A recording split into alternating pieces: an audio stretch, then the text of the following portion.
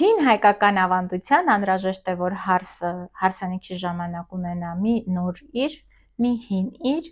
մի կապույտ իր և մի իր փոխվերցրած ինչ-որ մեկից իր հարազատներից։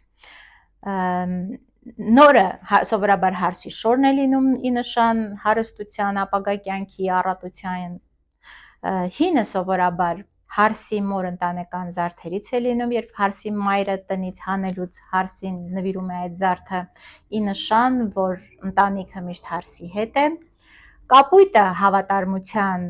նշան է, այսինքն կապույտ կարող է լինել անգամ ինչ-որ մի զարդ կապույտ քարով, և փոխվերցրած իրը նշան է, որ հարսի ընկերները, բարեկամները հարսի հետ են։ Այս 4 արարողակարգը պահպանել է արքայադուստր Դիանան, երբ որ իր հարսի շորը շքեղ զարդարված էր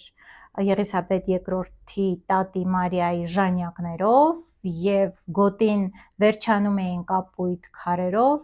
անգամ մայրը խնդրել էր այդ կապույտ քարերի մեջ դնել 2 սրտի կադամանդ, էլի ի նշան հավատարմության, սիրո, և պայուսակը փոխ էր վերցրած ընկերուհուց։